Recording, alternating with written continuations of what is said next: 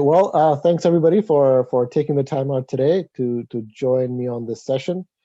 And the session's all about giving a bit of an overview on digital ID.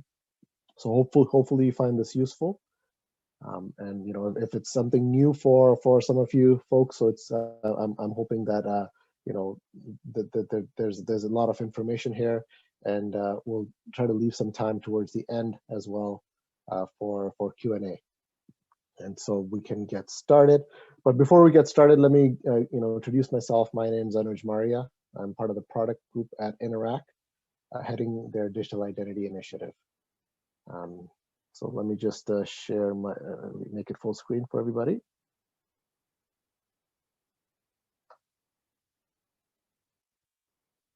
Okay, can you see my screen? Yes. Okay, great. Okay, so this is the new normal. This is where we are today.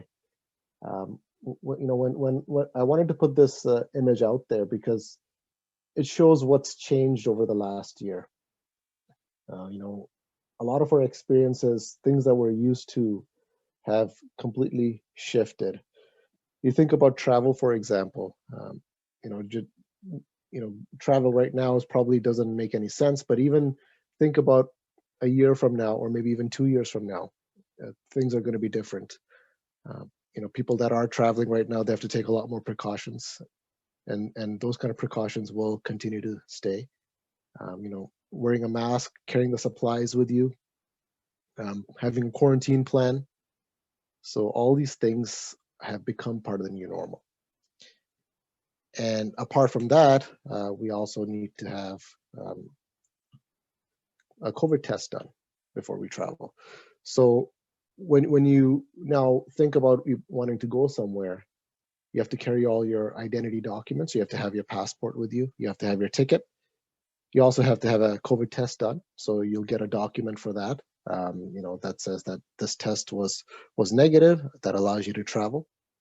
So which is okay, but now you're carrying all these documents with you. And I don't know if you have noticed in the news, what's been happening lately is people are traveling. There's been cases where there's forged documents of COVID test cases that are provided. Customs agents today are not experts and be able to figure out whether the document is real or not. So that's become an issue. And what all of that is leading to is this stage where there's discussions around immunity passports. And so these kind of passports are, would be issued to individuals once they have their vaccinations done. So now you're adding another document that you now have to carry with you. So that whole process, that whole experience has changed a lot.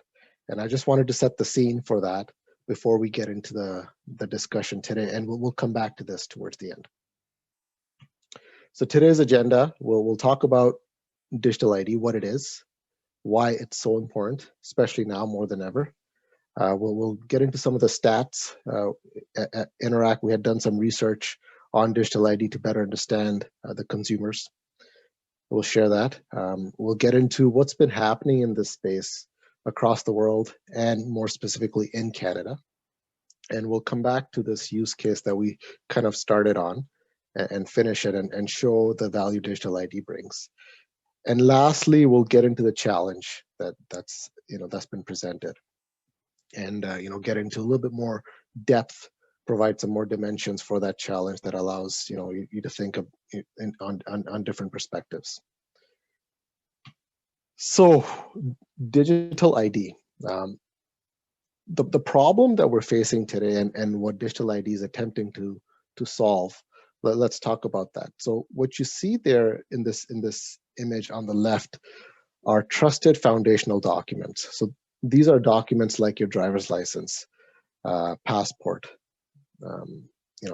health cards. So these kind of documents are issued by a trusted organization. So for driver's license, you have MTO that issues you these documents. And these documents are very much physical in nature. So you carry your card around, and they work well for a lot of transactions that you want to do in person. They have a lot of security built into them, but they don't traverse well into the digital space. And now let's focus a little bit on the right side. So you have social networks. I'm sure everybody's got an account, a social media account, or multiple. And these accounts are more or less self-attested. So what that means is you are providing information about yourself. Nobody's really attested whether that information is accurate or not. And so we call them soft identities. These identities, provide a purpose, but they can't really be used for sort of your day-to-day transactions where the transactions may be sensitive, where you need to provide information about yourself. So what we need to do is we need to use the experiences that these soft identities provide and couple that with the physical documents that exist, and want to meet somewhere in the middle. So you want to be able to extend your physical documents and be able to offer digital transactions. And so that's the goal. And so the problem that we're trying to solve is, how do we get there? How do we take these documents and make them, more available in a digital space, so then they can also be used as a form of authenticating people and allowing them access to different services.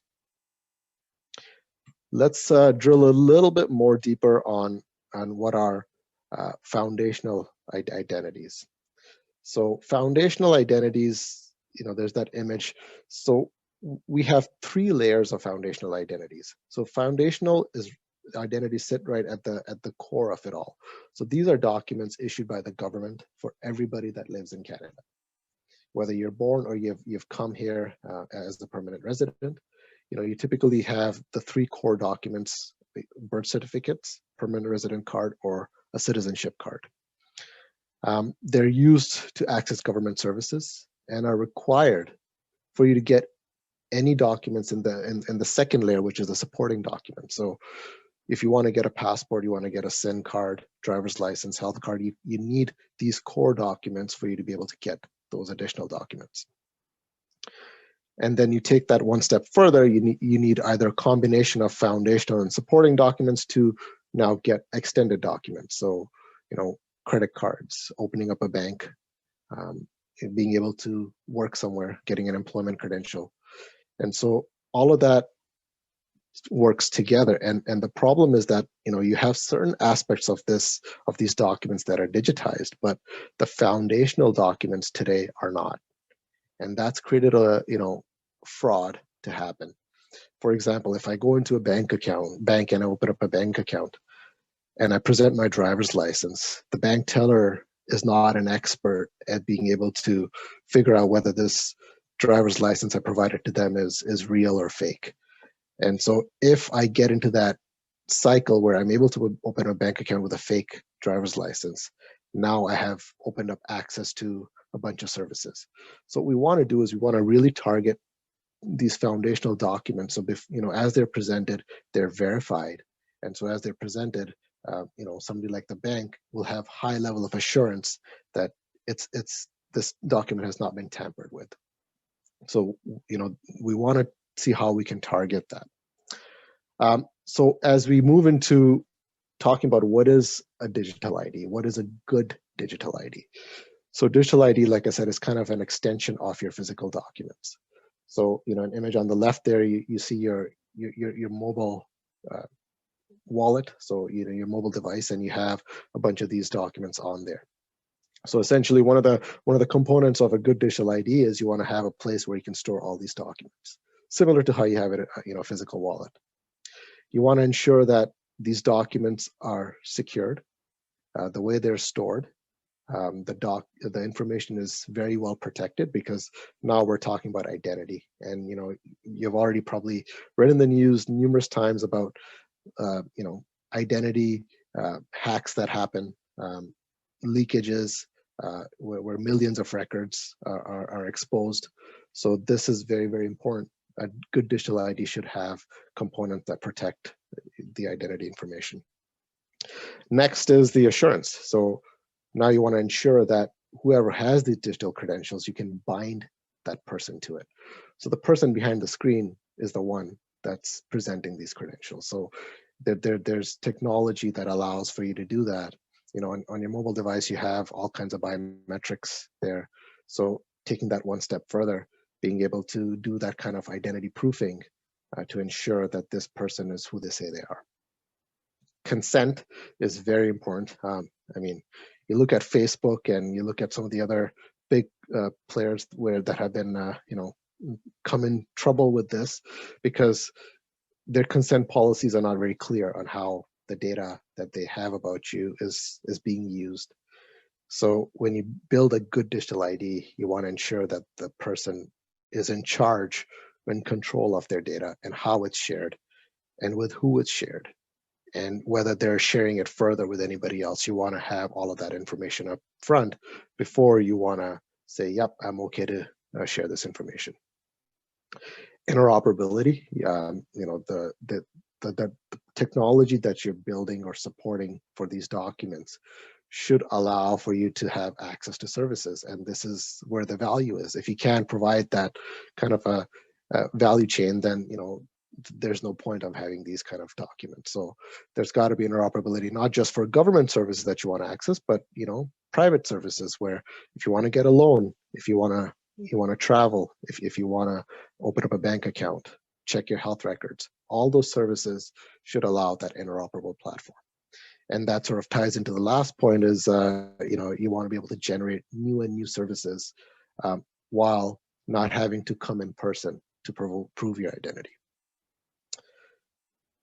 So as we look at that, let's go a little bit deeper on some of these use cases. Your digital identity today allows you to be able to access services across pretty much the entire spectrum, different verticals. Healthcare, I touched on, being able to check your health records or being able to have consent in place. So you want to know who's accessing your health records and for what purpose. Financial services, I touched on the opening bank accounts. Smart cities, and this is something that's up and coming, where data about you or that allows you to be able to share information, not just about you personally, but with devices that you might own otherwise, like say in your house, for example.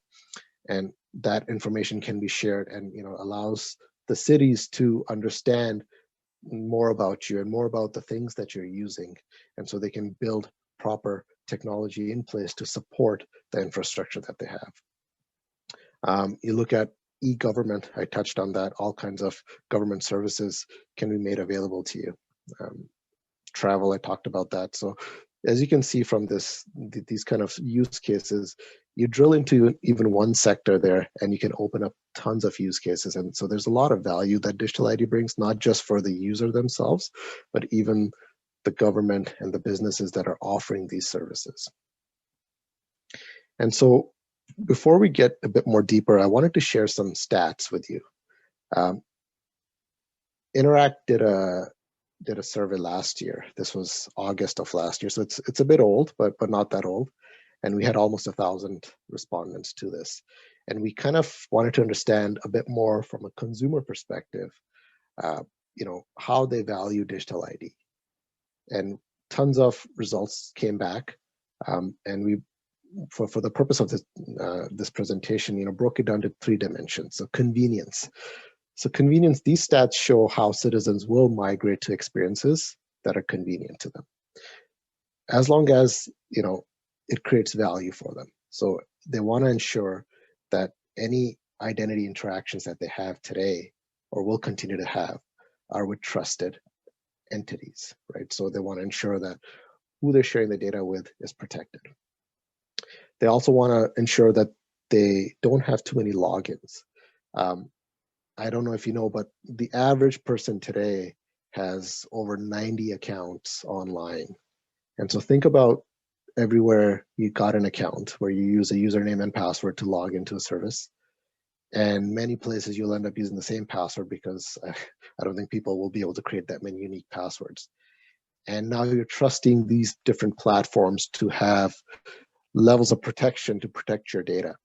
Because let's say one site gets hacked, that username and password can now be used. They can, across different sites. So if you have accounts created at multiple sites, quickly all of your data could be compromised. So one thing that we found in the survey was, individuals, they're aware of this and they don't want to have yet another system that's where they got to remember these credentials and have another username and password. They want to be moving to a space where there's other means to authenticate you. That information about you is about you and it can't be available on the internet. When you look at the next dimension, security and privacy, and so this is where we found that citizens are concerned with their security, of having their identity just being with what's happening out there on the internet. So they're very concerned. They want to have the technologies in place to protect their data, and very, very securely. So you don't want to build other honeypots, which is the term for central databases that host your data. And so if somebody hacks into that data, they've got access to all this information. And so the data should be very much close to the individual as it is today in the physical world. And so you want to have the right controls in place. Similarly, before the data is shared, individuals want to ensure that they can verify the entity that they're sharing their data with. So it goes both ways. Last dimension was all around consent. And this was pretty big, and we expected that. People are concerned on how their information is shared today. So they want to have very clear understanding on how their data is being used. So anytime there's a transaction for their data, they want to say yes or no, I'm okay sharing this information. And so these were a few factors that helped us better understand the consumer. And I'm sure as you're listening, some of these concerns probably align with you as well.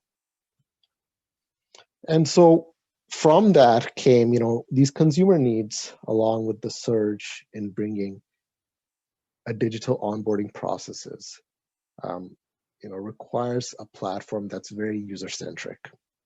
So one such platform here that I'm just presenting here is a platform that's up and coming.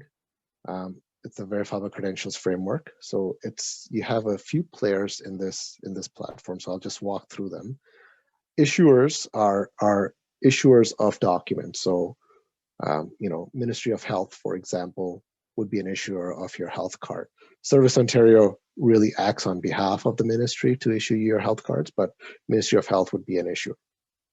And then you have the verifiers on the other end, which are either the government services or the business services that need to verify information that's presented to them. So, the health card, for example, you going into a hospital, you need to present your health card, so they need to verify that information about you.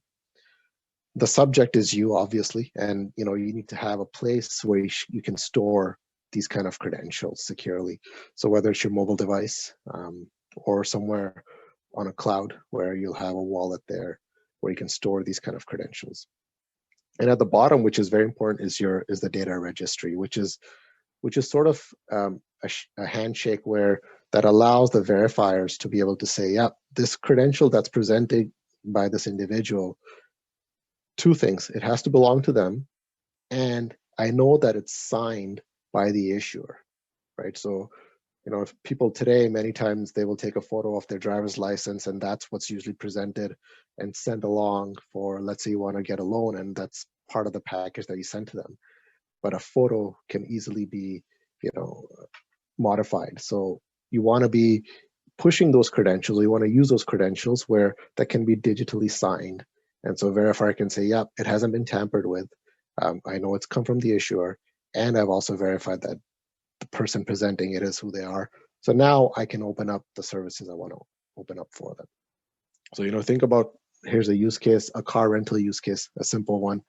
You need to rent a car, and you show up at the rental agency. They ask for your driver's license, and they'll actually take that information and put it in their database to confirm that this license is not suspended, and this person is able to rent a car. So that whole experience can easily be done in a digital ID method, right? So you can provide your license in a digital form, and that can be verified, online, and it's signed, everything's okay, and so the verifier, the rental agency, doesn't have to take additional steps to check that everything is okay. The license is not fake, everything is fine, so they can offer that service. So tons of use cases, but this is one of the frameworks that I just sort of wanted to share with you, so you have a bit of an understanding where things are going. Now let's look at the value chain. So before we talk about what a digital ID ecosystem is, needs for it to be successful. These kind of different sort of phases, I've touched on them. The first phase is the ID issuance, so whereby you have your credentials that can be issued to a wallet. So right now, this is just showing government credentials, but this can go beyond that. So you can have, banking credentials, for example, and others that can be issued to you. So that's the first phase of somebody who's doing that. That's the issuing authority. ID management now involves around being able to manage the life cycle events of that credential. So it'd be the same issuing authority now that should be able to update the status. So if your license is about to expire or it's expired, it can send a status update and it will show up as expired on your wallet. If it's just, if it's suspended, that's another one. So it's these kind of events that can be updated. Similar to that are credential change events. So you think about the times where if your name changes, your address changes, the whole process you go through, you got to get a new license, and that it takes time. You go and then they'll mail you a new copy of your license. But having an ID management kind of a phase where if there was a way for you to provide that information and the issuer can just quickly update that credential onto your wallet. So that sort of falls into that phase as well. The ID usage is where that there's a lot of value. Now you've got your credentials and you want to use them for a purpose. So the way we envision is there's sort of going to be two flows. The first flow is where you will have some sort of an exchange platform that allows you to be able to share that credential with someone.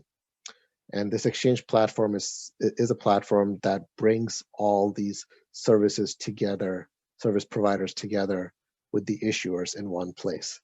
And so this opens up those kinds of use cases. So, Shopify being one of them. So let's say you're on Shopify, you're making a purchase. That's a really high value transaction. Maybe Shopify wants to verify you a little bit more. It's a $20,000 transaction or whatever it might be. So there could be a need for them to say, yeah, let's verify the identity of this person before I allow for this transaction to go through. So there's a need for that. And then the second flow there, what you see is sort of where we see, the tech players coming in, where they are going to offer sort of apps and services that will directly work with these wallets, and they will have sort of their own platforms that open up services. So you think about Apple Pay, for example. Today Apple Pay has its own wallet, and with Apple Pay now, all these services, you can pay using that to a lot of services online and in person. So that kind of experience may also come. And so you want to have this kind of a wallet or the SDKs built into the wallet that can integrate well with these tech players as well. So this is sort of at a high level what we see how the whole end-to-end flow might look like. And from that, now we need to understand what's needed for it to be successful. So I kind of touched on the bit on the platform, and I'll get into that a little bit. So ecosystem bridging. So essentially, it's all about providing a network that allows different entities and individuals to participate. So when you look at the different sectors ranging from financial to commerce to healthcare, smart cities that we touched on, you can see the value that can be created. And you want to have a platform that supports open standards. So things like OpenID Connect that allow you to be able to share your data, that's widely adopted by all parties in the industry. Next is the exchange platform. So I kind of already touched on that, so won't get into it too much. But this is all about you being able to prove your identity. So a scenario, for example, let's say you're purchasing mortgage or you're applying for a loan. This platform would open up that kind of a transaction where you can share your data, not your personal data, but also your financial data to get a loan. And the last big one is governance. So around this whole ecosystem, there's a need to bring strong regulation and governance while ensuring that products being offered align to these standards. So there needs to be a governance body that overlooks all this. So these three key pillars are what's needed for success. So I'm going to pivot a little bit and just look at what's been happening around the world. So there are really two schemes that have become more prevalent. The national ID scheme is one that is about you having a single digital identity that allows you access to all kinds of services. So, not having a driver's license, not having, a health card, if you think of it from those angles, maybe just a single identity that you can share for everything. So you have a number of countries that are, going down this path. India, Estonia, Indonesia. In those countries, they have different platforms. Like India has the Aadhaar card, and Estonia has the EID, so which is essentially a single identity that they're trying to roll out to their entire population. And that identity will allow them access to all kinds of services. Initially, it's public sector services, but they are going to open it up to public and private sector services. The second model is a non-national identity scheme. So these are models where this is a model where now it's just an extension of your physical documents today. So that's where sort of Canada is right now. They're taking what you have in the physical world today and extending them into a digital world. So if you have a driver's license in the physical world, you'll have a driver's license in a digital world. And so the initial goal is to have those kinds of documents there. And then, later on, there may be an opportunity to have a national ID that you can conform to all these different types of documents. But the goal is to first just extend them and use them. So, and then the graph here shows, what is the percentage that is starting to use these kind of digital IDs. So Canada is sort of halfway, not to get confused that, people have digital driver's license, that doesn't exist, but people are using tons of online services where they provide information about their licenses and about their identity information. So that's what they mean by that.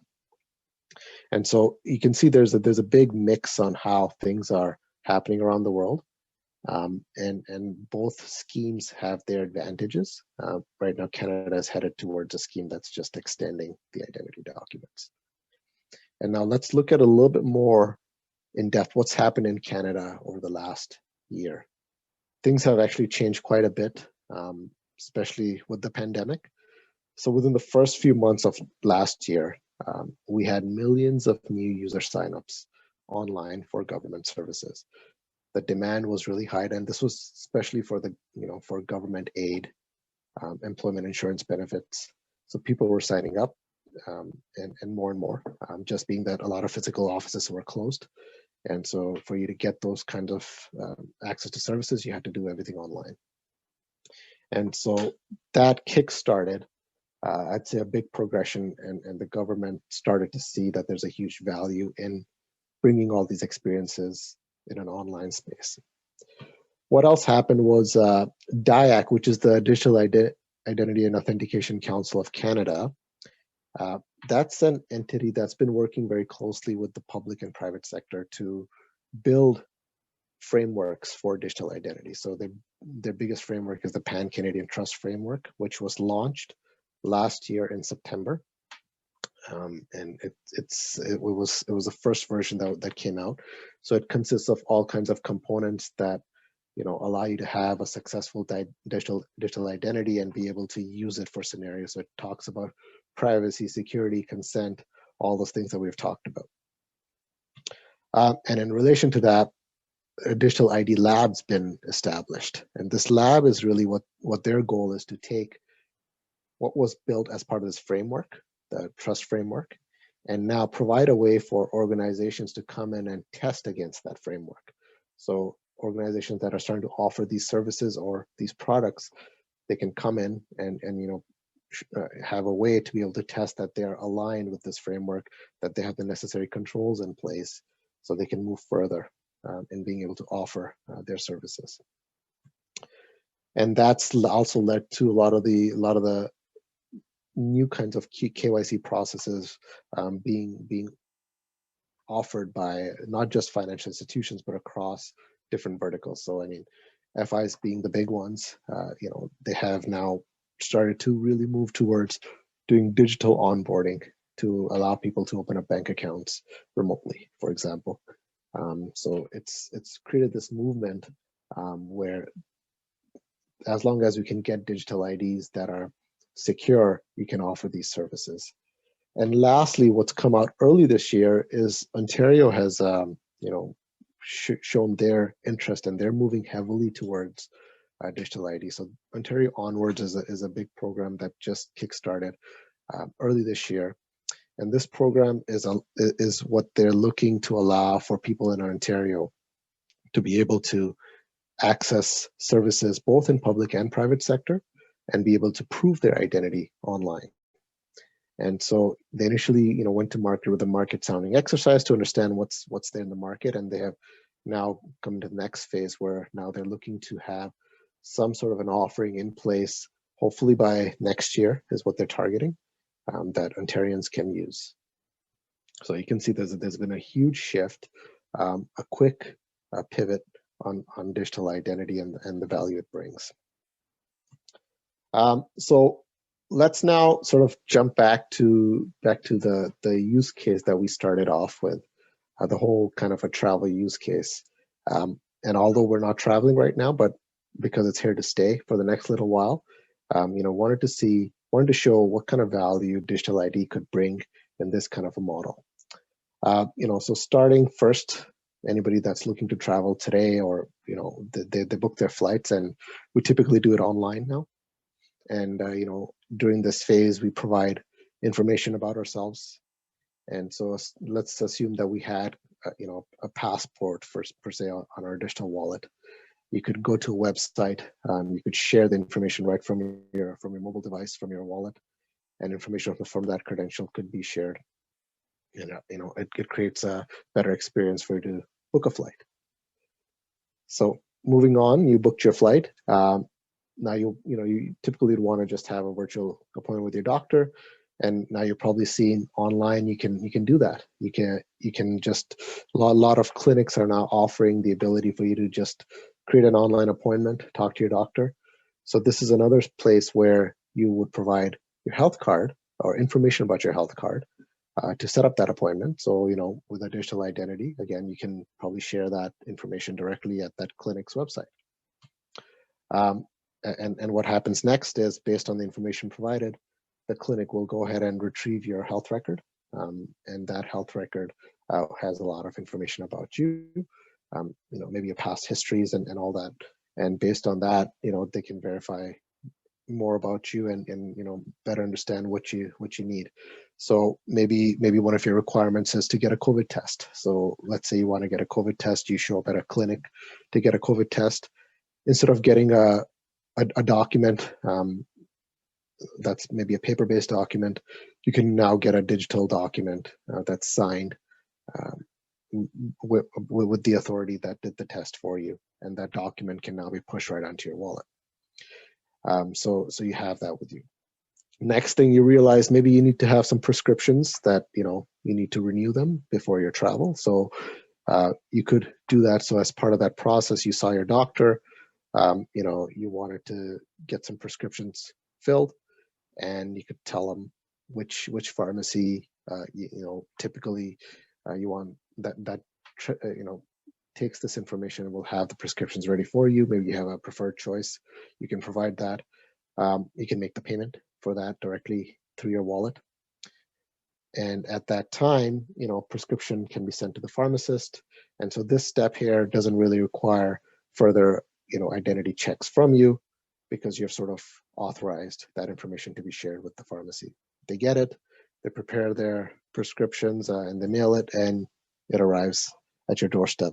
So now this is a scenario where it's mailed to you, but similar steps would apply where, apart from it being sent to you, the prescription could be ready at a pharmacy if you wanted to go pick it up yourself. So now, when you pick up your prescription, now you can further validate your identity that it is you by just being able to show your wallet, maybe scanning a QR code. There's different ways to do that, but really the goal is for you to be able to identify yourself so you can receive that prescription. So you get that prescription, and now you're on your way. Now you can do your online check-in. Again, another step where you typically can share information about your identity, and a boarding pass can be issued directly to you. And that could be, again, stored right into your wallet. You get to the airport, luggage handoff. Again, this is another stage where you need to show them not necessarily your identity information, but really more about the ticket, that where you're traveling. They need to ensure that it is you.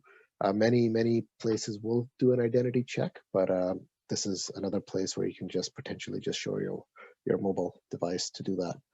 And then you get to security clearance, and many times security clearance will ask for you to actually pull out your driver's license if you are doing a domestic travel, or if you are going internationally, they'll want to see your passport.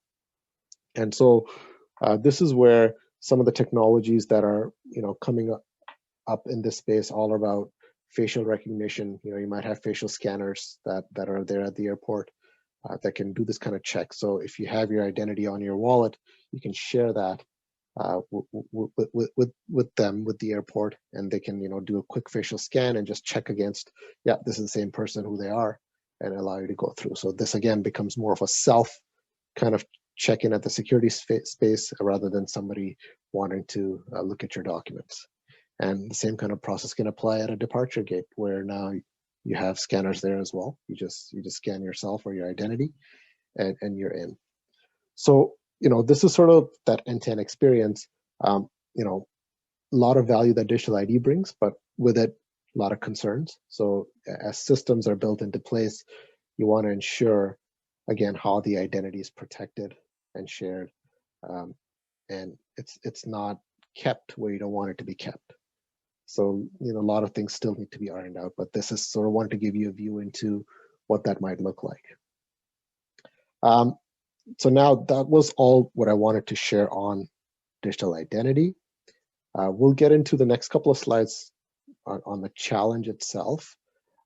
So we can stop here for a few minutes if there's any Q&A before we talk about the challenge. And so let's do that.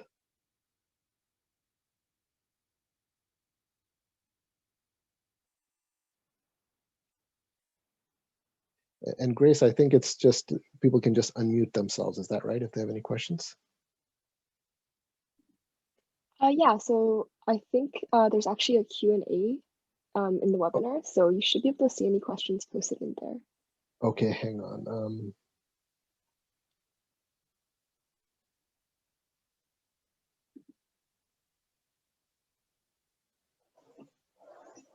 Let me see, how do I get there? Sorry. If you like, I can also just read out any questions that are posted as well. Yeah, if you don't mind doing that. I think I had the window, but I might have just closed it. Yeah, no worries. Okay. We'll just give like a chance for everyone to get their questions in, and then we can share those with everyone. Okay. Is it in the Q&A directly in the Zoom meeting? Yeah, it should be in the bottom navigation tab. Okay. Yeah, when I go to Q&A, I just don't see it there.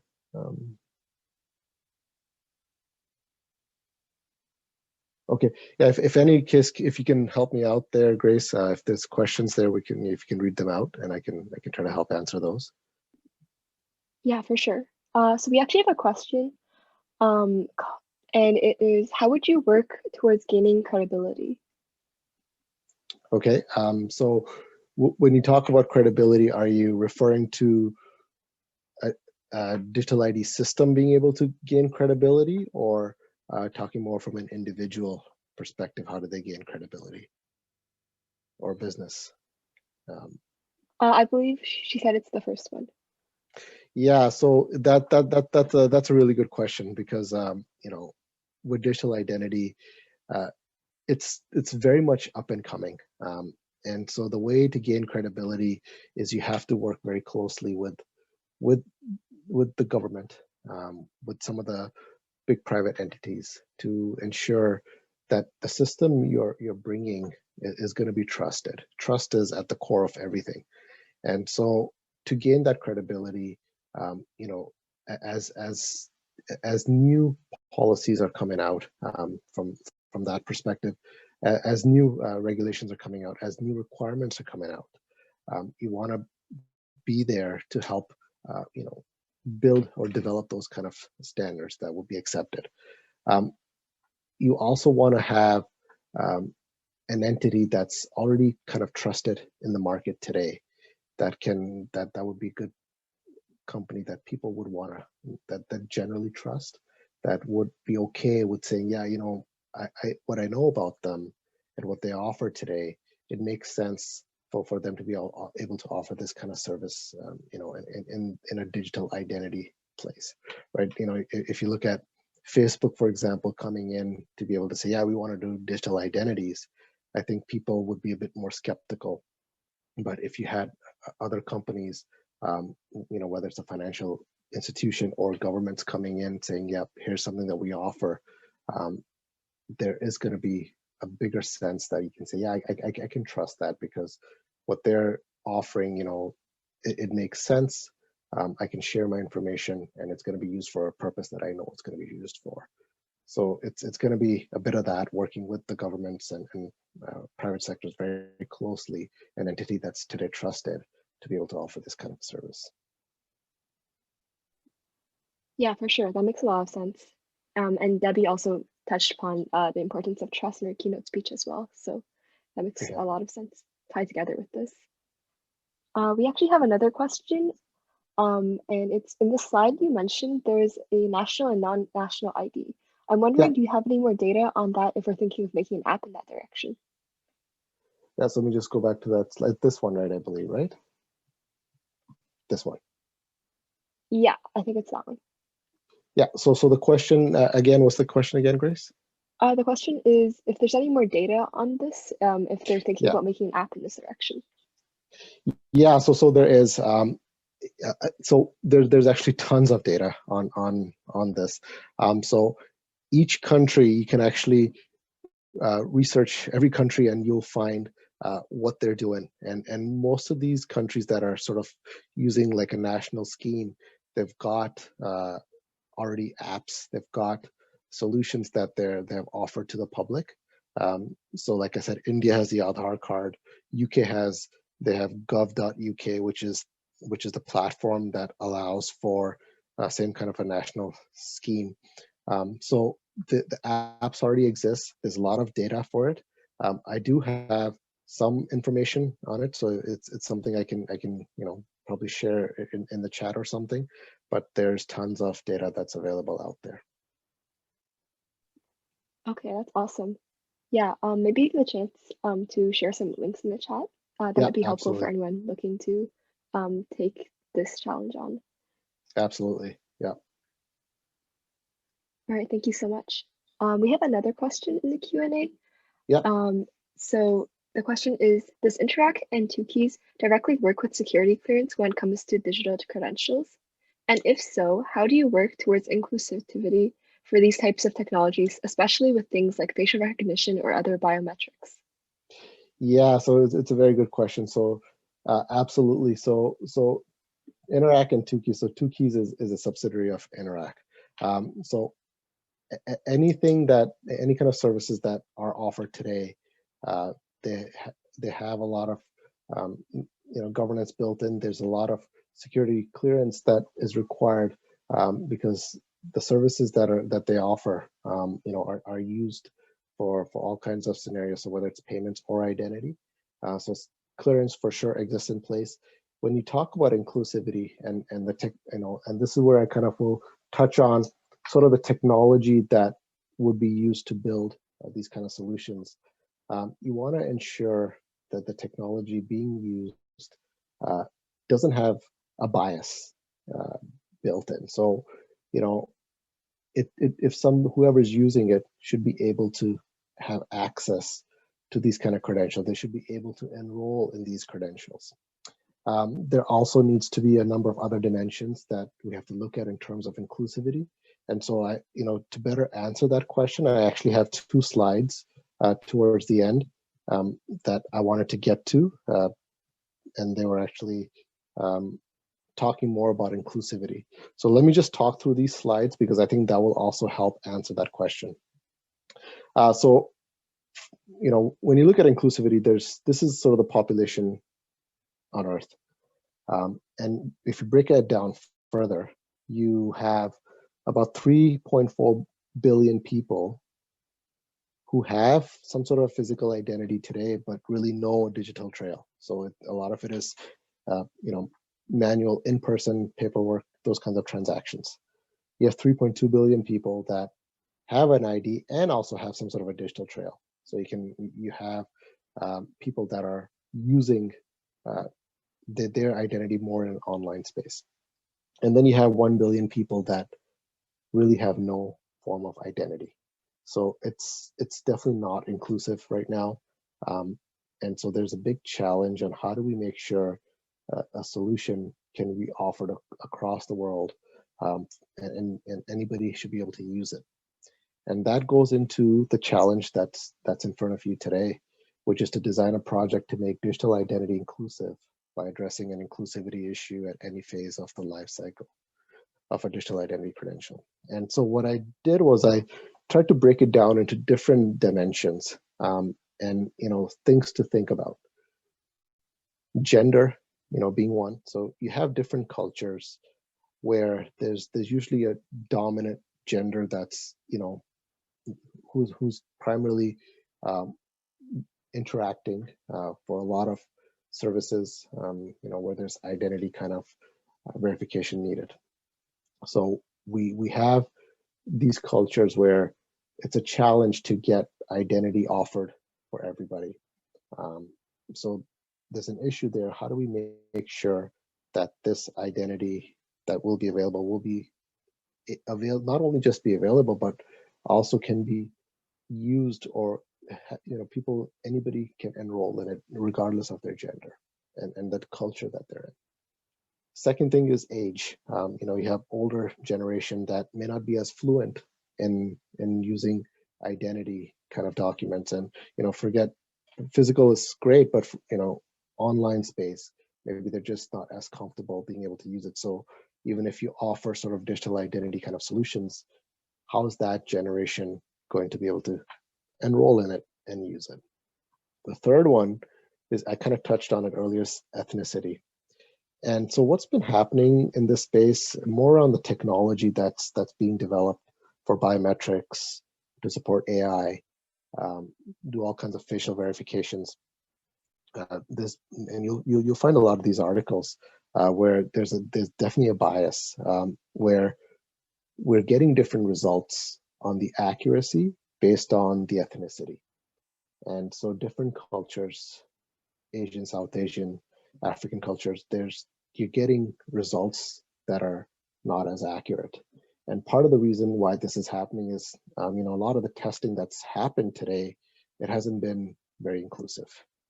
And so because of that, that's created a challenge. And how do you make sure this identity is available to everybody, and everyone equally can be verified for it? And last dimension I sort of want to touch on is social class. So this classification system's in place, along with policies that could limit people from getting access to identity. Prime example, even here, you have people that come into Canada, refugees that have the refugee status. For them, it's a challenge to be able to get an identity. And then if they have an identity, how do you now get a digital identity and get access to services? So there's classification systems that are in place that further prohibit that. So that's sort of another dimension that you'd want to look at. So there's a lot more, but I just touched on a few, just so that as you're thinking through the challenge itself, you have different avenues to start from. And so I hope this sort of also helps with the answer that Grace, the question you posed. That there are systems there today, and to make everything more inclusive, it's not just at a technology level. There's other areas where we need to ensure we have the right controls, and not just controls, but right openness and inclusivity in place. So I hope that answers the question, Grace. Yeah, for sure. And thank you for talking about inclusivity and introducing this definitely very exciting and relevant challenge. And definitely your presentation has inspired a lot of ideas for our participants as well.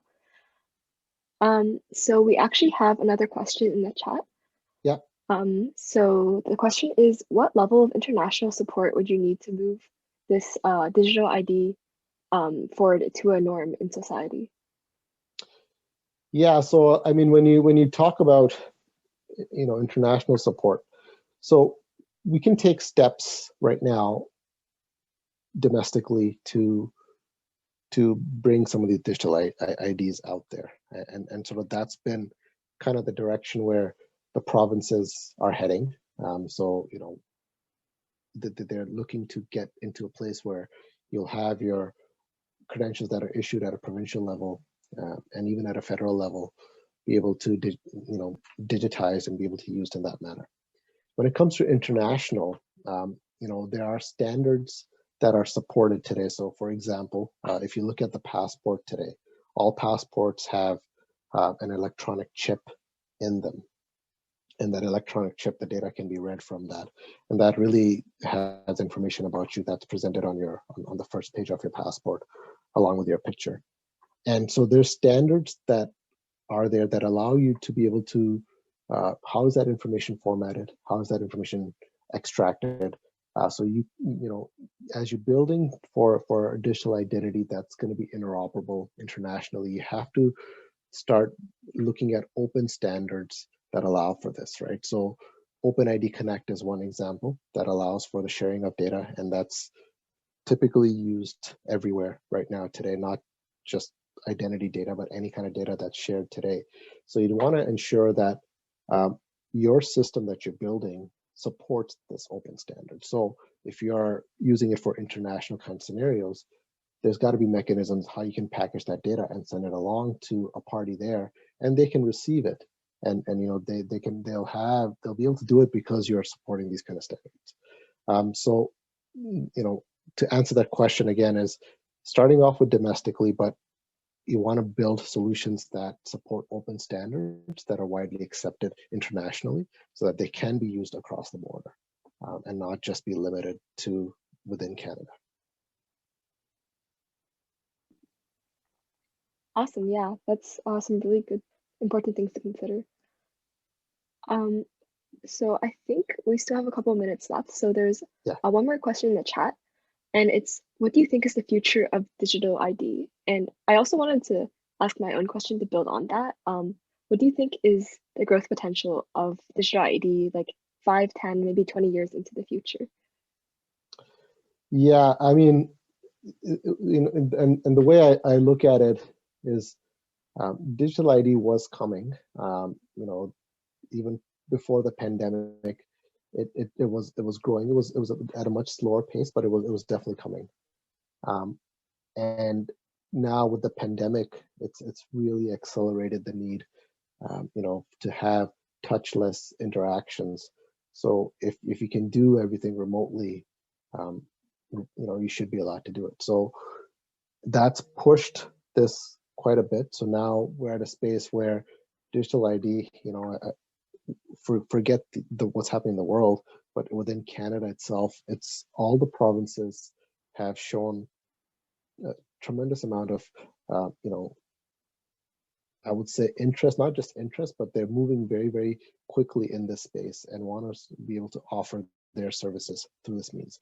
So when you look at the future of digital ID, within the next 5 to 10 years, you'd probably be at a place where definitely not all the population, but I would say maybe 50 to 70% of the population is using digital ID as a means to be able to transact. Maybe not for every service out there, but you're going to have a huge amount of onboarding. You're going to have a huge amount of integration and services that are going to be available for people to be able to be used in that manner. The industry itself, I think I was reading some stats, and I'll try to get that as well for you. I think they're anticipating in the next few years, it's like a $50 or $100 billion kind of an opportunity, and it's just exponentially growing. And so the future of digital ID is going to be, we're going to be in a place where we're doing a lot of things online in a manner that that makes sense for us, that we're comfortable with, and that we want to continue using, because that's the way it's moved.